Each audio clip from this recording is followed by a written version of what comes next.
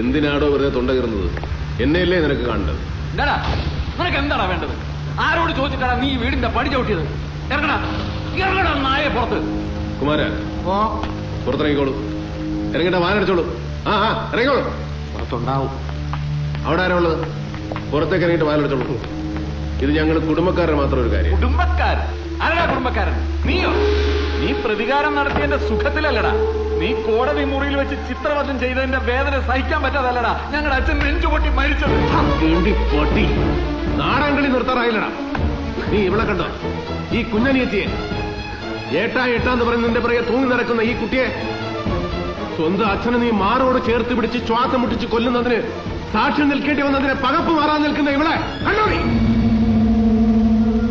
ഇന്ദ്രാണി അമ്മയുടെ ജാരസന്തതിയെ പ്രഥമപുത്രനായി യുവരാജാവായി വാഴിച്ച് എല്ലാ പിറപ്പുകേടിനും കുട പിടിച്ചു തന്ന കുഞ്ഞമ്പൂ നായരെ നീ കൊന്നുവന്നിരുന്ന ഈ പിള്ളേര് പേടി കൊണ്ട് വിളിപ്പിച്ചത് തന്നെ. നീ എന്ന വെറി പിടിച്ച മൃഗത്തിന്റെ ഒപ്പം ഒരു കൂരക്കീഴിൽ രാത്രി പുലർത്താനുള്ള പേടിയുണ്ട്. നാരായണ, ഗിരി എന്ത് ചെയ്തു?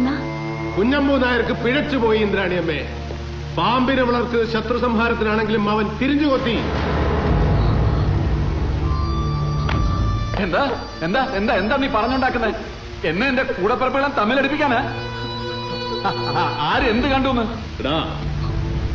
ഇരുട്ടിലും മറവിലും കൊടിയ പാപങ്ങൾ ചെയ്യുന്ന ആരും ഓർക്കാറില്ല ഒരു കിളിവാതിലൂടെ എല്ലാം നോക്കിക്കാണുന്ന ദൈവമെന്ന മഹാസങ്കല്പത്തിന്റെ ഒരിക്കലും അടയാത്ത കണ്ണുകളെ കുറിച്ച്.